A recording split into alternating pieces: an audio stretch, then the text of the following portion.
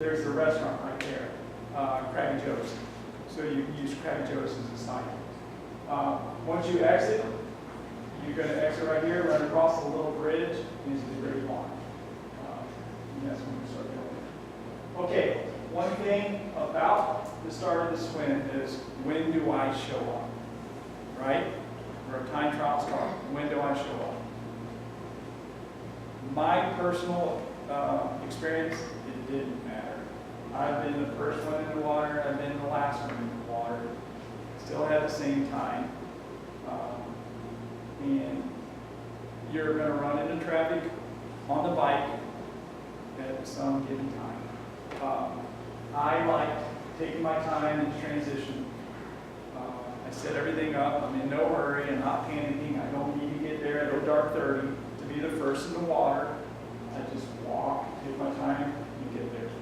I stay in line for 30 minutes, gives me an opportunity to, whatever I got to do, and drink or eat.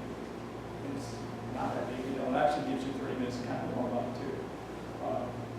Again, to each his own. If you need to think, again, if you're a slow swimmer, 2 hours and 20 minutes starts when the last person's in the water. So you're going to get your 2 hours and 20 minutes in. The disadvantage is the bike cutoffs are still the same. So if you're a little slower biker, you may want to think about getting in there early. So you don't worry about the bike cutoffs, which is 3 o'clock on the start, or 3 to 3:30 at the start of the second lap, and 6:30 at the end. So, not worried about that. I personally wouldn't worry about too much start time. Don't sweat it. Make sure all your crap's squared away and you're staying relaxed. Don't use that nervous energy. And rest. Possibly get an extra hour of sleep. Do you know approximately how long it takes them to get everybody through the starting line? 30 minutes. When they say go, it is go. And when you see when they hit that ramp, when it's moving a little slow when you're on the sidewalk, but when you get a little closer, now you're where everyone's at, and you're getting closer to the restaurant. It's a quicker, brisk walk, and then you go down on that ramp. It's a jog. It's almost a run. It's a boom, gone. So yeah, once it's there, it's on. It is on. I've got one more question. You mentioned you don't think that this year will probably be wetsuit legal. Do you know, is there any website that's publishing the water temperatures? I believe, I would say the Facebook page, I guarantee people are keeping an eye on it. And I doubt the website. You can find some NOAA.gov. Yeah, NOAA.com, but that's... No matter what happens, you're not going to get the final word. Yeah, exactly. It's what, 78 is non-competitive. And let me challenge you right now. If it's that non-competitive temperature, go without it. Do the Ironman like everyone else. You didn't train that far to be non-competitive. You're fine. You're fine. Wear your little speed suit. I got one here. Get in that water swim. You're going to make it. You don't need the wetsuit. I swore by it, and I was like, oh man, I wouldn't take a shower without my wetsuit. But you can do it. You can do it. It's worth it. It's worth it. Because if you really think about it, and I'm not into the Ironman or whatever, but when they say you're non-competitive, I don't think it's fair, And guess what? What if you had an outstanding race and it's voided because you wore a wetsuit? I mean, wouldn't it suck to be qualified and you wore a wetsuit? And quite honestly, as warm as the water is, wearing a wetsuit could not be in your benefit because you could overheat. So if it's that close and it says, man, it's option, choose that. Not much. I think you'll do it fine.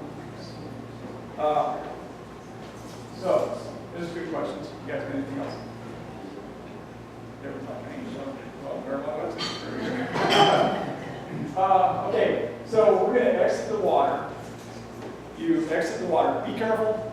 Again, do your practice swim and fill that little steps. There's nothing underneath it.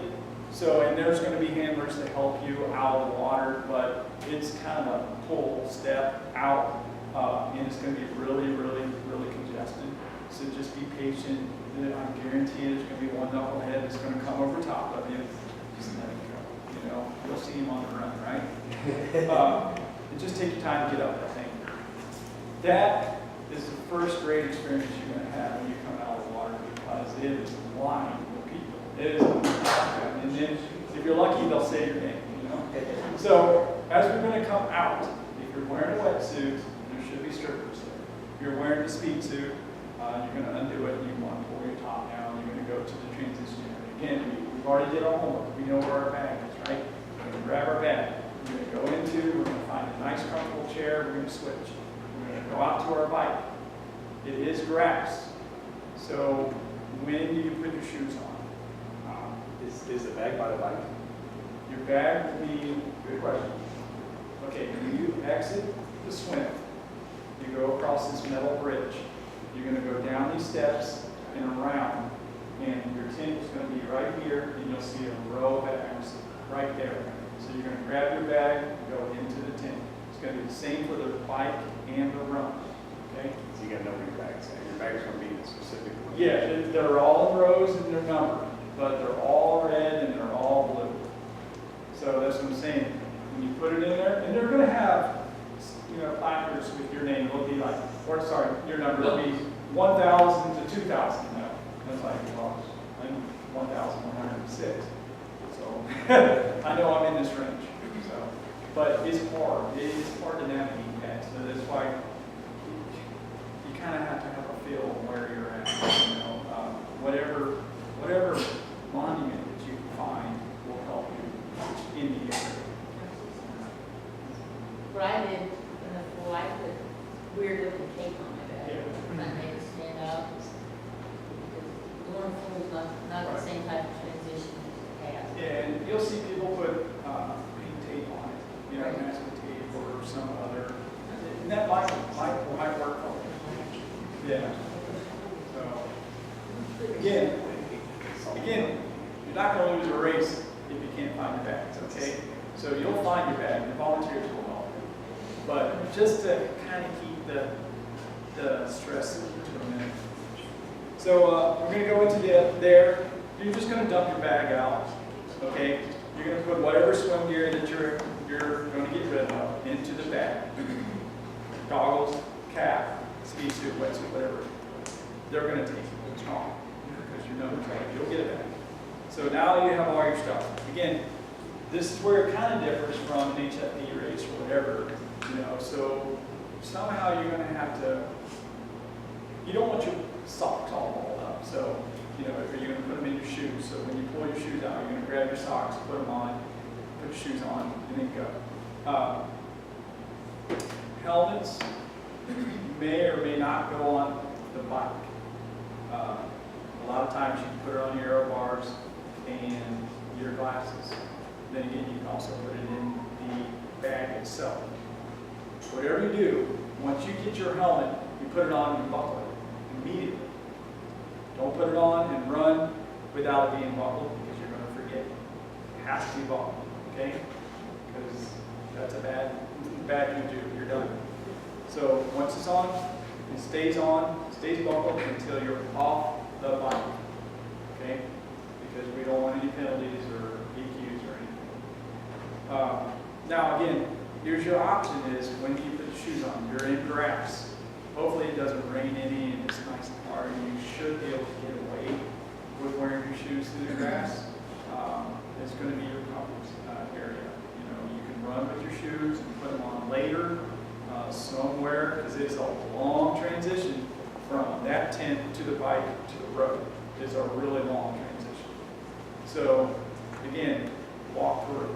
How comfortable are you from running with your shoes, put them on later, or whatever? one less stress thing that you got to worry about if you just put them on and run with. Just be careful. Once you're exiting with your bike, don't be that guy that runs and just launches himself on the bike. Oh, it's ugly. Yeah, they scream like a little girl. Take your time, get on the bike, be courteous. The line is here, doesn't mean you have to get on the bike right there. Believe it or not, you could walk 5-6 steps beyond that line and get on your bike. It is a lot easier. Everyone else will be on this line, trying to get on their bike. I guarantee, just walk on by. Walk on by. Got a nice little area. It's my box. Get on and go. So once we go onto the bike, again, that our new little ad. Here, so we're going to exit here. River Road sucks. It is a rough road. You got railroad tracks within the first 3 miles.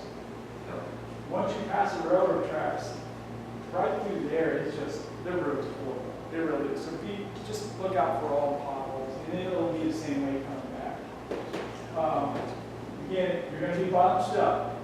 We're not Lance Armstrong through here, okay? We don't need to go blitz because everyone else is. Again, this is our game plan is now starting. We're going to be conservative, we're going to chill, and we're going to enjoy this as much as possible. It's approximately 20 miles here. Again, like I said, objective, 18 miles per hour. We should be there in, what, an hour, 10 minutes? Yeah, give or take. So, yeah, that'd be nice. Okay, I'm on time. 36-mile loop, approximately, I think. So, yeah, this is another objective. I should know before the race, it's going to take me X amount of time to get back to there, right? All right, we're going to go back into number 2. Same time, slower, faster. We're doing assessments, right? So we have little markers all through here on where we need to be and how I'm feeling. And then it's a nice long stretch. Again, know your where north, south, where the wind's coming. Right now, I'm sorry. I wrote that a couple weeks ago, and on the way out, those potholes were really bad. You like swallow all. Yeah, it really On the is. way back, it was so fast. I averaged 23 on the way back. I'm glad you said that. We flew back. Yes, because right now, Of course, that was. southwest, we got a southwest wind. And you're exactly right. So, what do? Do you fly back or do you stick to your course? So it's nice to be working right through here and getting ready for the run.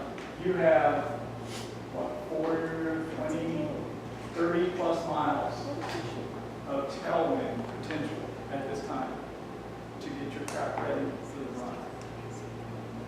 Yes? Is there a better position to be on the bike? Whether you're forward or aft, to open up your compressors to be more prepared for the run? If you don't know that by then, to be honest with you, I would not be experimenting any type of positioning during my race. Now, there are theories out there that once you're in X amount of distance, go into an easier gear and start spinning faster and faster and faster. Obvious, you're not wanting to push a big gear before a run because you could be building up a little crap that you don't want in. Me, I just remain constant. I'm not, again, I'm never in a hurry. Ironman is not a fast race. I'm not in a hurry to get it done. I'm still consistent. I'm all day in. So, am I going to start changing positions, getting ready for the run? I've already done my work. Trying to do something different to open up. I'm sure there is. You're getting worked up. Yeah, but once you're at this 104-mile marker, your run is already what it's going to be. Whether it's going to be a good run or a bad run, it's already set. So I don't think there's going to be too many things that's going to help me. But that being said, is instead of really focusing on where I run coming off the bike, let's look at it a different way and say, okay, we're done with the bike. Let's take the first couple miles to prepare ourselves for the run. So I'm not gonna get off the bike and just start shooting like a cowboy. Me, 15 minutes.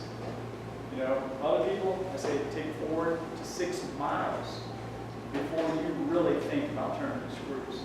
And it better not be a big turn.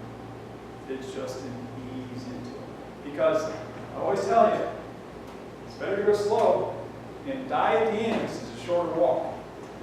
Right? You can light it up in the beginning, but you're going to be walking for a long time, possibly. And we don't want that. So be conservative. Psychologically, to be honest with you, when you're at the end and you're passing people, it makes the run so much easier. But when you're in the end and people are passing you, the big cat has got you. She's got you. It's a horrible feeling, So since you wrote it, you got anything that you want to add on to? What's that section right there like? Do you remember? It's very hilly. Is it? It's not fast at all. Okay. Now, what you should have seen right through here is that's going to be your tailwind your headwind section right through here. And It's not too bad. yeah, it rolls pretty well. It's got a little bit of tailwind, but I think it's probably like the most boring part of the ride. It just It was a nice downhill before you turn around fast. into that left turn. Yeah. Yeah. So it's pretty hilly. Yeah. All right. So what are we going to do on hills? We're going to take it easy, right? Small gear, spin. Let the KON go. So KON sometimes fools gold, right? Yeah. You may win the KON, but you're not going to win the race. Again, there's your aid stations, and the range, pretty cool. So hopefully they don't have the radar going out, because I always like to peg that.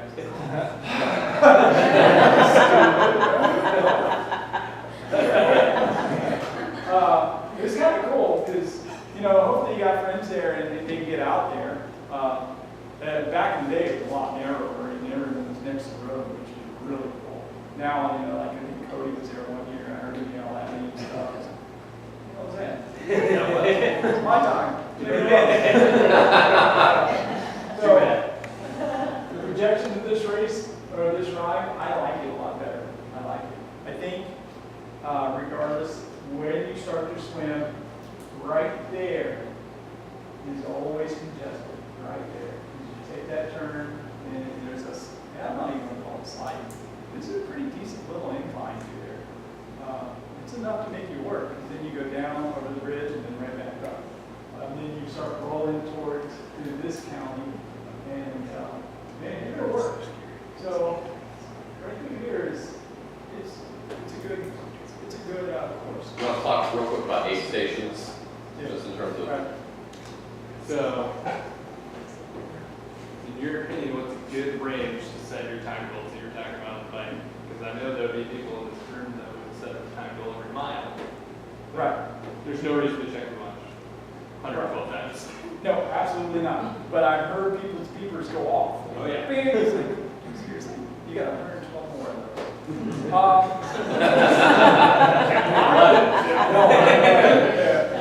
I personally like breaking it down to monuments. Like I said, I want to be there in 55 minutes. I want to do this loop in an hour and 10 minutes. Now, but also, my first loop in an hour and 10. Maybe my second loop is going to be an hour and 5. Okay? So, and then once we're here, this is me personally, okay? This is when I start making the decision right here on whether I want to race or not. Okay? Again, I'm doing all my assessments. How am I feeling? All right?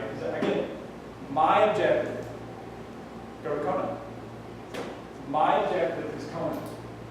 Where am I at this point? Do I race or do I hold off? How good am I feeling? Again, objectives are nice. You're constantly assessing yourself. Constantly.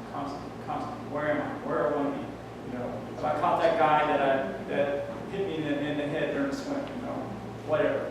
Whatever it is that keeps you focused. You gotta focus. I don't want you, oh, it's not focused, you know. Can you focus for 17 hours? Nah, you're going to wander every once in a while. Bring it back,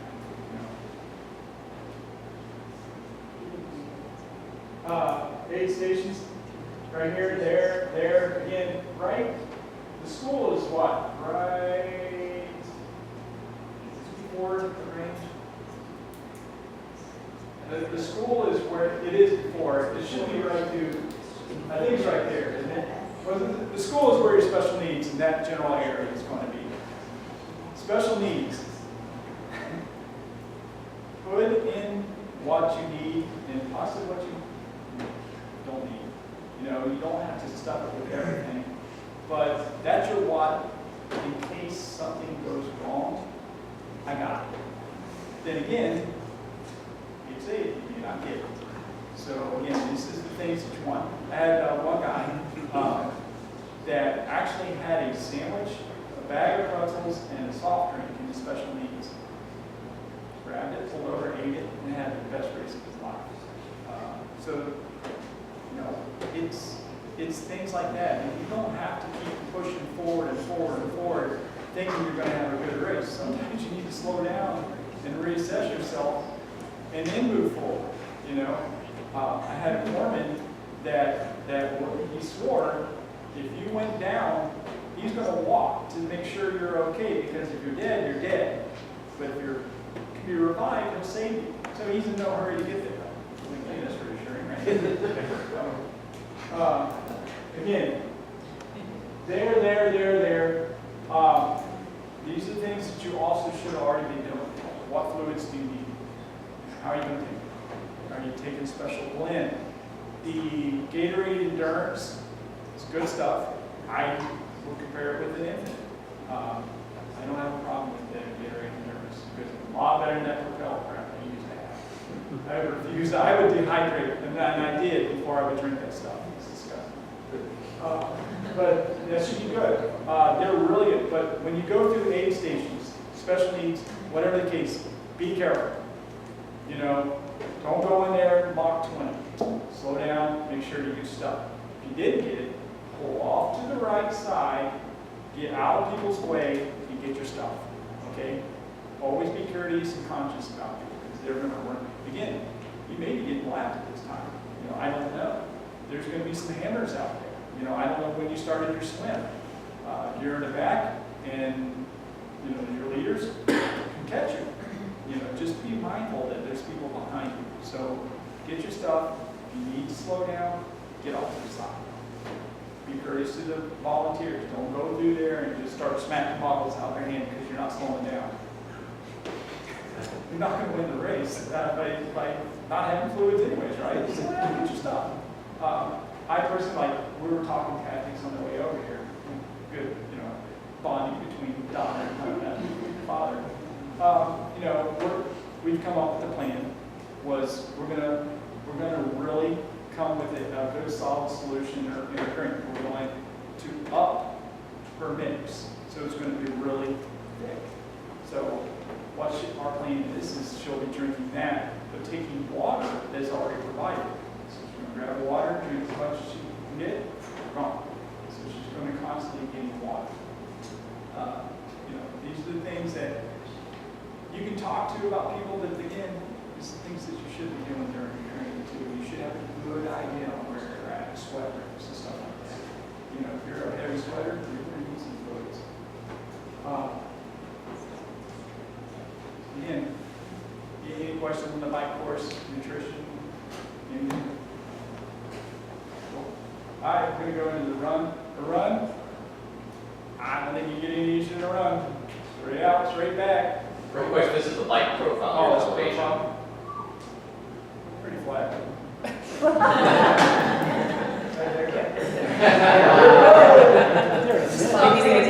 But there is one, did you ride the course? There is one little hill on the back side. It might be, well, it's not very long, but There's some 10 mile an hour hills. yeah, that thing might be a 3 mile per hour hill. It's just really short and it is steep. It is, it's a killer. Okay, now we're going to start making some money here, aren't we? So the run start right through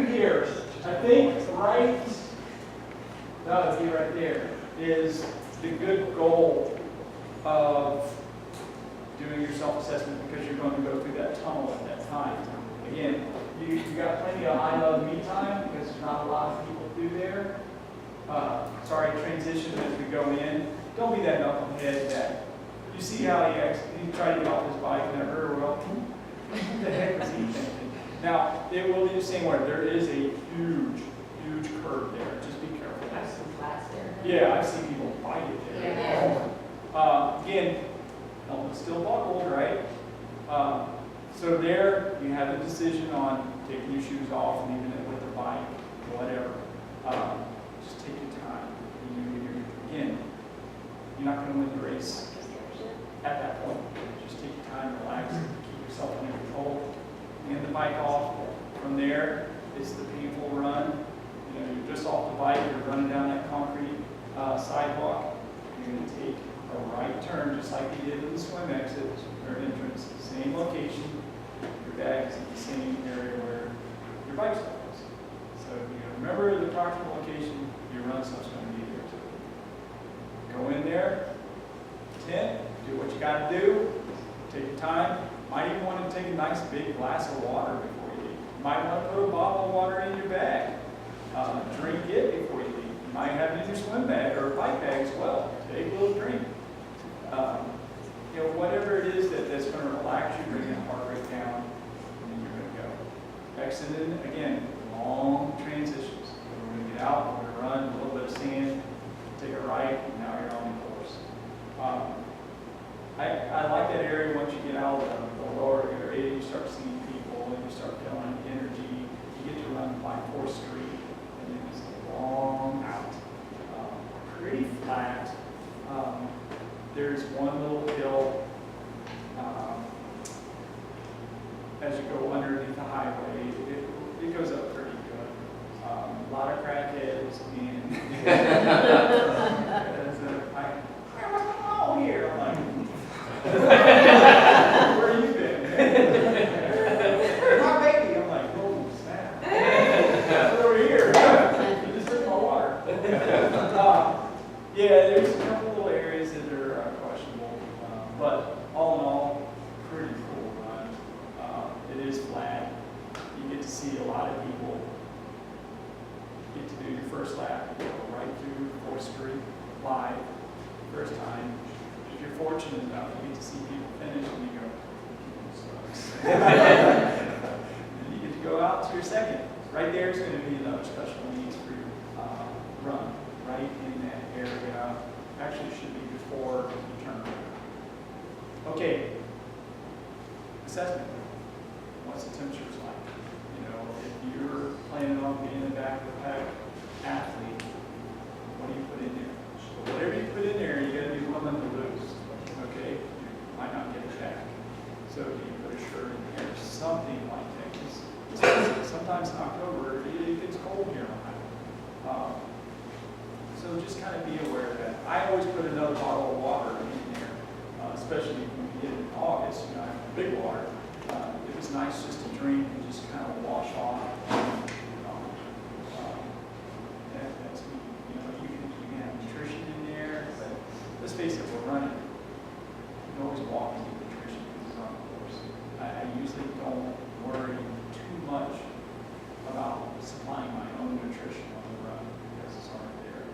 If you get a chance to see the chicken broth out there, that's money. Oh, it's money. That's right. It is just like, ooh, man, that's awesome. But then again, it means they want to bring it out at night, yeah, sorry, that's an arrogance button. So run is a run, man. I mean, take it in sections just like you did your bike. Start slow, ease into it. If you want to run fast, run the last 6K, 5K, 10K, 1 mile. That's when you bury it. Enjoy the run. Enjoy the run. Camaraderie. You're going to find some people that are going to crack you up. It is a good thing. Someone's going, hey, you look great. So you do. And just enjoy the moment. Again, we're trying to get to the finish. The run is what you make of it. What you're going to make of it is what you've done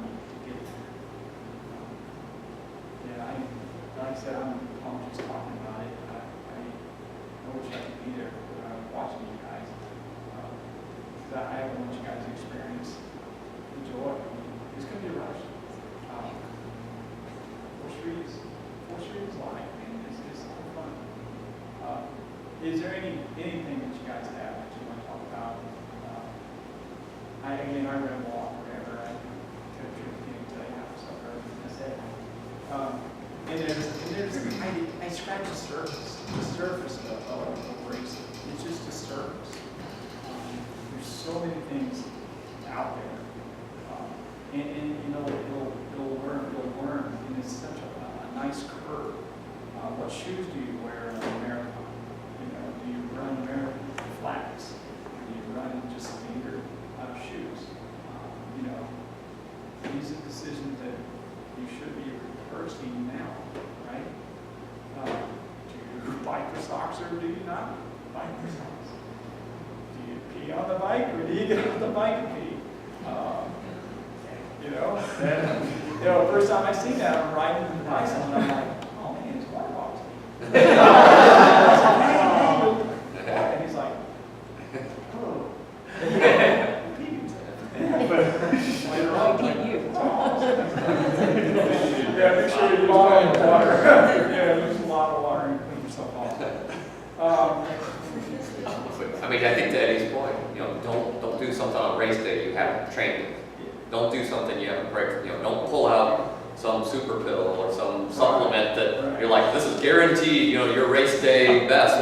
Like if you haven't trained with it, you haven't used it, and you haven't been consistent in using it, whether that's a training practice, a position, a new bike part, nutrition, like don't do it. Don't ruin that day by taking a chance, on something that's going to be a race day only, Yeah, and right now is the time to ask. What do you think of this? What do you think of that? I mean, I would say probably the large majority of people in here is probably already used to what you're thinking about doing. I do suggest, like I said, the speed suit, if it's non-wetsuit, it's nice to have your kit underneath it. You've got the speed suit, you zip it up, and then that way you take it off, you're ready to go. It's just an ease thing. It's just less stress that you got to worry about. Do you need to go out and buy one today? No. I mean, I've done races in the Speedo and just take it off and change into my clothes. It's whatever you want to be. Again, that 30 seconds, 40 seconds that you save over 140 miles, it's all about staying in the zone and the comfort of the time of the day. questions. It's got to be